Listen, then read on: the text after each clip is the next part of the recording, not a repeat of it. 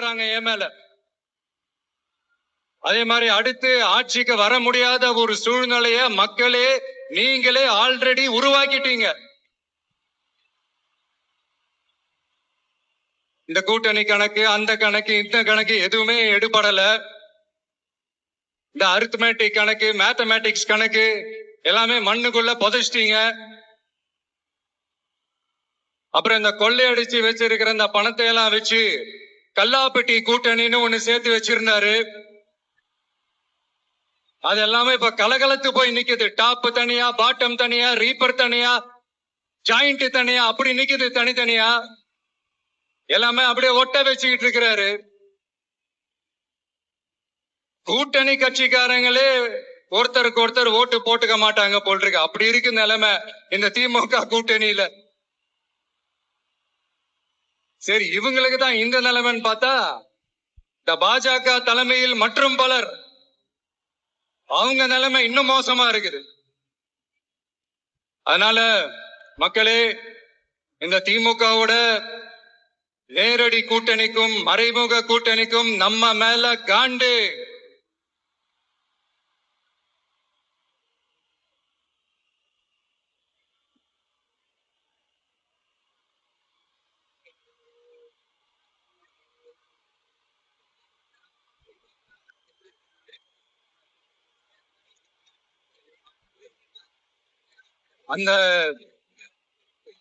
அந்த காண்டுக்கு ஒரு காரணம் என்ன தெரியுமா? அவங்க வீட்லயே, அவங்க குடும்பத்திலேயே விசில் சத்தம் பலமா கேக்குதான்.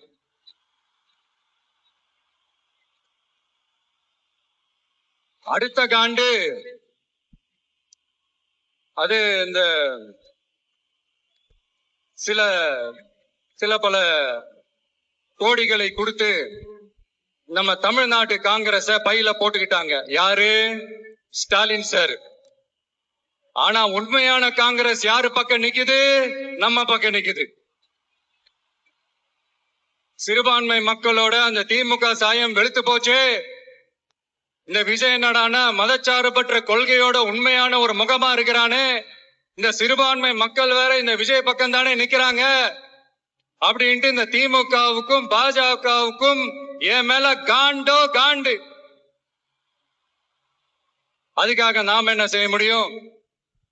இந்த 33 வருஷமா ஒவ்வொரு வீட்டுக்குள்ளேயும் ஒவ்வொரு மனசுக்குள்ளேயும் போறதுக்கு நாம் பட்ட பாடு எனக்கு தானே தெரியும். அதனாலதான் நான் முன்னாடியே சொன்ன மாதிரி கட்சி ஆரம்பிச்சுட்டு ஒவ்வொரு வீட்டுக்குள்ளேயும் நாம் போல, ஒவ்வொரு வீட்டுக்குள்ளேயும் போனதுக்கு அப்புறம் தான் கட்சியாவே ஆரம்பிச்சிருக்கிறேன்.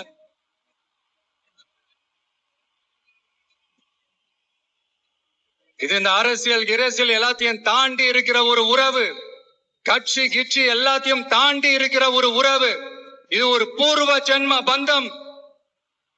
இது சும்மா இந்த அரசியல் ஆதாயம் தேடுறவங்களுக்கு எல்லாம் இது என்னன்னே புரியாது. இது மத்தவங்களுக்கு வேணா எலெக்ஷன். ஆனா இந்த விஜய் கூட நிக்கிறவங்களுக்கும் இது ஒரு இமோஷன். நான் சந்தோஷப்பட்டா மக்கள் சந்தோஷப்படுறாங்க, மக்கள் சந்தோஷப்பட்டா நான் சந்தோஷப்படுறேன். எனக்கு ஒண்ணுனா மக்களுக்கும், மக்களுக்கு ஒண்ணுனா எனக்கும்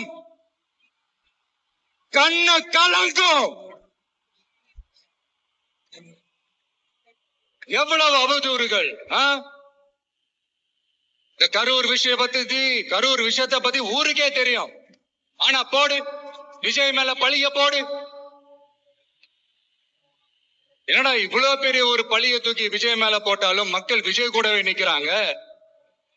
இது என்னடா அதிசயமா இருக்குது அப்படின்ட்டு அது ட்ரை பண்ணி பார்த்தாங்க. அது மக்கள் கிட்ட எடுபடல. சரி, அடுத்து வேற என்ன பண்ணலாம்? முடக்கு, ஜனநாயகன முடக்கு. படத்தை முடக்கினா கொஞ்சம் பையன் கொஞ்சம் டிஸ்டர்ப் ஆயிடுவான்.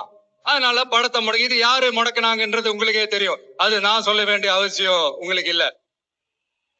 ஆனா இவனாடா இவன் படத்தை முடக்கினாலும் அவன் பாட்டுக்கு அதை கண்டுக்காம அவன் பாட்டுக்கு வேலையை பார்த்துட்டு போயிட்டே இருக்கான். அதுவும் எடுபடல.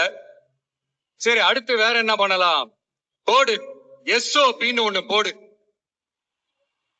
விஜய்க்கு மட்டும் தனியா ரூல்ஸ், தனியா ரெகுலேஷன்ஸ், தனியா கண்டிஷன்ஸ். அவனுக்கு மட்டும் போடு, மத்த கட்சிகள்லாம் விடு. விஜய்க்கு மட்டும் தனி கண்டிஷன்ஸ் போடு. அவன் வெளியவே வரக்கூடாது, மக்களை சந்திக்கவே கூடாது. என்னாச்சு? அதுவும் எடுபடல. சரி, அடுத்து வேற என்ன பண்ணலாம்? நம்மளை சுத்தி இருக்கிறவங்கள வச்சு, அதாவது இத்தனை வருஷமா வெயிட் பண்ணி இப்போ எலெக்ஷனுக்கு 30 நாளைக்கு முன்னாடி கரெக்டா அந்த டைம் பார்த்து ஒரு அவதூறு பரப்ப வேண்டியது. அது என்னன்னு உங்களுக்கே தெரியும். அதுவும் மக்கள் கிட்ட எடுபடல. அது மாதிரி எத்தனை சோதனைகள், எத்தனை வேதனைகள் நீங்க கொடுத்தாலும் இந்த திமுக நாளையோ இல்ல இந்த பாஜக நாளையோ இல்ல இந்த மற்ற பலர் நாளையோ இல்ல எந்த